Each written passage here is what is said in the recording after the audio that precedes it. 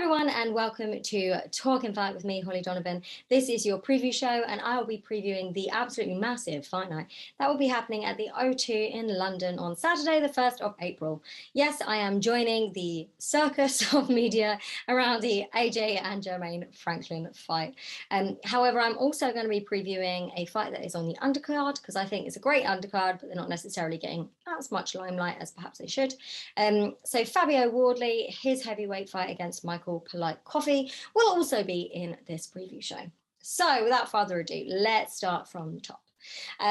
So Anthony Joshua, let's begin with him. London boy, 24 wins, 3 losses. 22 of his wins have come by way of knockout. He is 33 years old, and this is being sold as the new dawn. AJ's comeback fight. It is a comeback fight. We all know why, but this is fresh. He's been training over in the US with Derek James, so he's got a new trainer. He's described his training sessions as torture. He's been doing 15-minute spars, and he's also been chopping wood. So whole new AJ, hopefully going back to the powerful bully that he is or was in the ring. Now, he has a massive power record. However, he's only beaten 2 of his last 5 opponents. So let's chat about that first. So most recently, there was a split decision loss to Usyk. That was the rematch. Think what you will about that split decision. I'm pretty sure Usyk won. That was in August 22, and that was the rematch from the first fight, which was a unanimous decision loss. Usyk won, took all the belts from AJ, and that was in September 21. I mean, Usyk's just an incredible fighter, and AJ tried to outbox him, and that was the problem. Now, previous to that, he did actually fight Pulev, and that was a KO in the 9th round. That was the last time we saw AJ as AJ. Now, he has got massive, massive power, and if you see some of his incredible knockouts and the people that he's been in the ring with and has managed to overcome, he is not past it. Hopefully, this is a comeback. You know, yes, he was beaten by someone who was even better, you know, Usyk, than AJ. However, he's still a really good fighter. So he's had 8 to 9 months out of the ring. There was kind of a mini breakdown after his rematch with Usyk. He grabbed the mic in a time when I don't think he should have done. It should have been Usyk's moment. And instead almost gave excuses as to why he didn't win. He was very upset, emotionally troubled, and no one took the mic off him. It was insane. Someone should have done. However, here he is coming back. People have their reservations, but I do think that this is a good matchup and that we will see the AJ of old. So a little bit about his background. So he's from Watford, but he did actually begin in Nigeria at a boarding school, and he came over to the UK when he was in year 7. He was particularly good at sports and super athletic. In fact, in year 9, he got a 100-meter record sprint, and he did that in 11.6 seconds. So super fast. But he didn't take anything seriously until he was about 18 years old. In fact, he was a full-time bricklayer. Can you imagine Anthony Joshua being that? Now, his cousin, who was a pro boxer at the time, suggested that he should take up boxing and that he might be quite good at it. So this is when he was introduced to the ABC Finchley. Now, 2 years later, he managed to win the Haringey Box Cup, but simultaneously, he started to get in trouble with police. Now, he was actually facing 15 years in jail, and he says that was for fighting and other crazy stuff. Other crazy stuff is a quotation. What that crazy stuff is, I don't know. I think we will. The real reason why he decided to then take up boxing really seriously was actually so that he could protect himself whilst in prison. He expected that it would be really tough, and he wanted to be as strong as possible. However, he was really lucky, and he managed to evade getting locked up. So he then was beginning to get better at boxing. However, there was more trouble in 2011. It was to do with speeding and cannabis. He faced more jail time, and yeah, he managed to get away with it again. Instead, he had 100 hours unpaid work. He was very lucky not to have jail time. But this is when it really does turn around. He earned his spot in Team GB. He became serious, very dedicated, essentially stopped him from going to prison. And obviously, we know that when he went to the Olympics in 2012, he captured our hearts and he won that gold medal. and obviously went pro after that and just continued to be incredible. In fact, there was a period where he had 15 back-to-back world title fights. I mean, Anthony Joshua has had an awful lot of pressure. He's going back to the O2 where he first began, but actually he's used to selling out stadiums. You know, everyone that decided he should just retire after those losses is crazy. Think of what he has actually done. He's been in the ring with the very, very best. We're talking about, you know, world champions, Vladimir Klitschko, Joseph Parker, and we've also had Povetkin, Pulev, who I mentioned earlier, Dillian White. I mean, the list goes on and on and on. Now, originally, he actually said that he didn't want money, he wanted medals, and actually refused to go pro. But here he is absolutely smashing the scene. People say he's probably got about 4 or 5 decent fights left in him. I hope to see him for a long time. Now, he'll be facing Jermaine Franklin. I think this is actually a good matchup. People are not rating Jermaine, but I actually think just watch his last fight against Dillian White. I think he was good, and arguably, did he take home the win? I'll leave that up to you. Rewatch it, see what you think. I think that he was a lot better than Dillian White. So he's had 21 wins, 1 loss, that one's Dillian White. He's 29 years old, a little bit younger, and 14 of his wins have come by way of knockout. Now, that fight with Dillian White was in November, so not very long ago, and it was a unanimous loss, but word on the street is actually a lot of people thought he actually won that 7-5. Like I said, have a look. Now, Jermaine Franklin is actually 10 centimeters shorter than AJ and has 12 centimeters less reach. He also came in a lot heavier when it was the original press conference, but this week he has shrunk. He's lost an awful lot of weight. He's come up with he's got a 6-pack. He looks totally different. Now, in interviews, he has said that Anthony Joshua definitely has trouble with smaller guys with fast hands, and that is what Jermaine Franklin has trained to be in his full camp.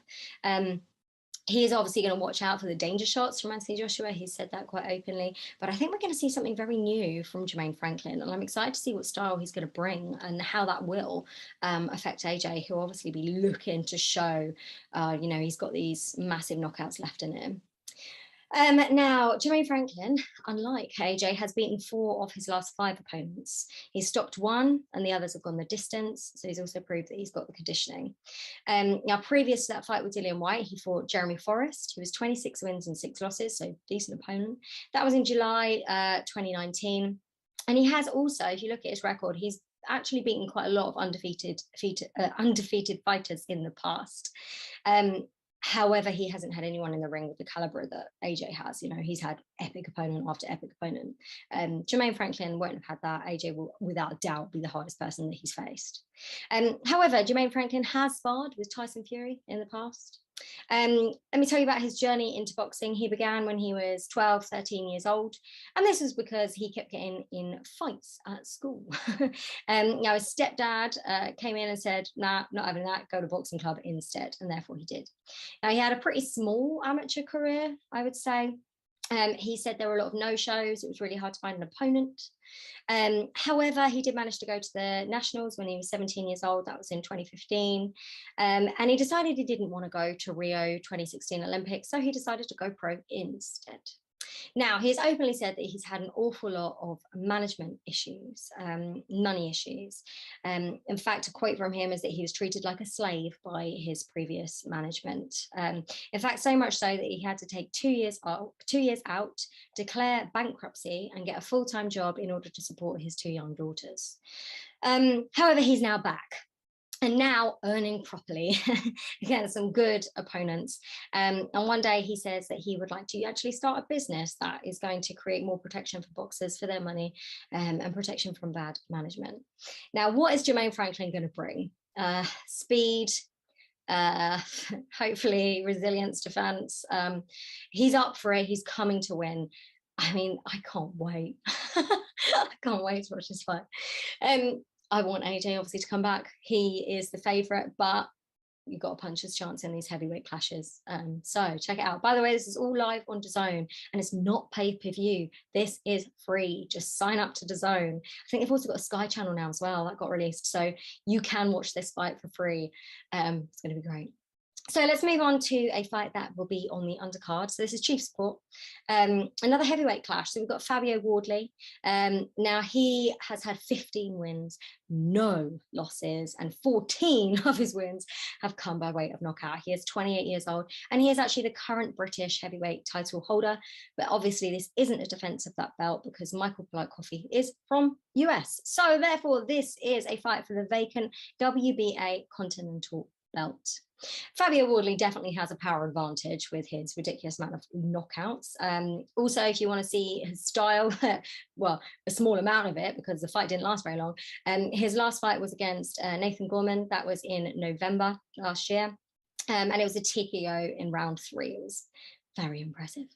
Previous to that, he fought Daniel Martz, a decent fighter, 20 wins, 10 losses. That was in February 22. That was a second round KO. Nathan Gorman, by the way, a decent opponent. So 19 wins, only 2 losses. Well, it was 19-1 then. So yeah, really good. Last 5 fights have been stoppage. He has been slightly more active than Michael Polite Coffey, but not much. It's quite even, but he's really famous for his very early stoppage and TKOs. He's actually managed by Dillian Whyte, who I'm mentioning a lot in this preview show. Now, Fabio Wardley, cool story again. I love a cool story. So he began at 22. He was actually a full-time recruitment office worker. However, at 6'5" and 16 stone, he decided, do you know what? I don't want to do this anymore. I want to be a boxer. He got laughed at, but he went for it. He had 4 white-collar boxing fights. That is it. And he was totally hooked, loved it, and decided, yeah, I'm going to go pro. So after 2 years of learning, he went pro in 2017.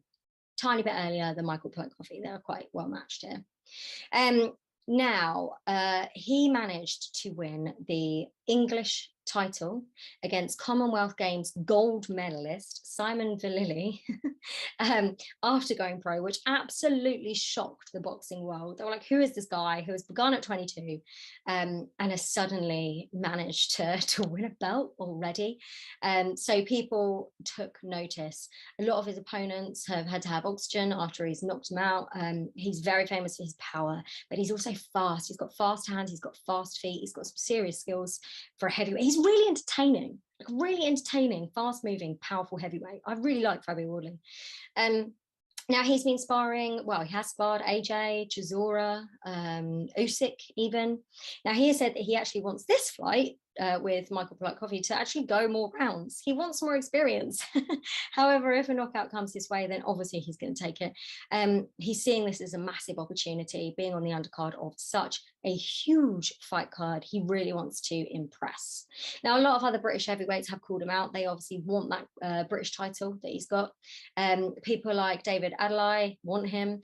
Fraser Clark, he last week said, you know, he'll have him as well. Now, Fabio Wardley said, yeah, he tried to get those fights and he wants those fights, but they didn't come quick enough. Therefore, he's taken this fight instead because he wants to be super active. Totally fair enough. So now let's have a look at Michael Polite Coffey. 13 wins, 3 losses, 10 of his wins have come by knockout. He is 38 years old, so a whole 10 years older. He is from New York, but he lives in Florida. Now, he has stopped 3 of his last 5 opponents. However, it's quite interesting. His last fight was actually a rematch with Jonathan Rice, who's 16 wins, 6 losses. And it was a unanimous decision loss to Michael. So that was a rematch because the previous fight to Jonathan, he also lost. However, before he fought Jonathan Rice, if you look up his fights, he was doing really well.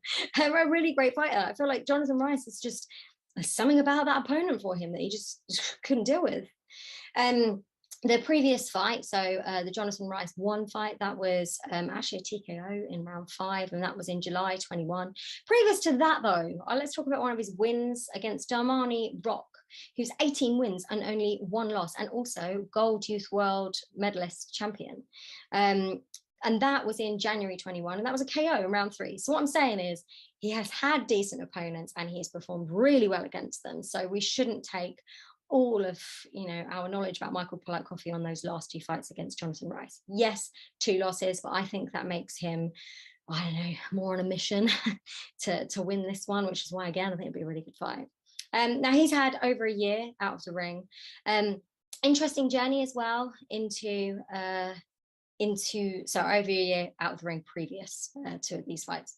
Now, his interesting journey into boxing starts actually when he was a foster child. He moved around a lot and couldn't like settle into something. But when he was 20 years old, he actually joined the army. He did 4 years active duty and 4 years in the reserves. Now, when he was in the army, he got into fights on nights out. And his corporal suggested that he take up boxing instead of getting into these fights on nights out. So he did. He said he was just a casual boxing fan. He decided to go to a boxing club and he was enjoying it. It was all right. But then his corporal signed him up for the Golden Gloves. He only had a 2-week camp for the Golden Gloves, but he won his first fight by KO, and he also won the championship. So very good fighter very quickly. Also, he said after that first KO, he was utterly hooked by boxing and couldn't wait to carry on. Now, he also managed to compete at the 2015 Nationals. He did fall short of the 2016 Olympics in Rio, so he decided to go pro instead. He was 30 years old when he decided to go pro.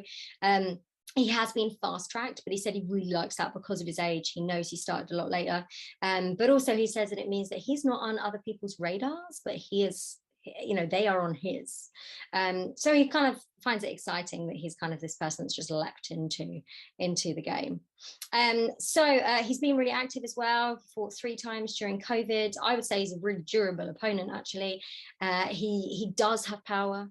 And like I said, he was doing so well before Jonathan Bryce. Like, go on YouTube, you can see his style, the fact that he's up for a fight and he is powerful and he is quick.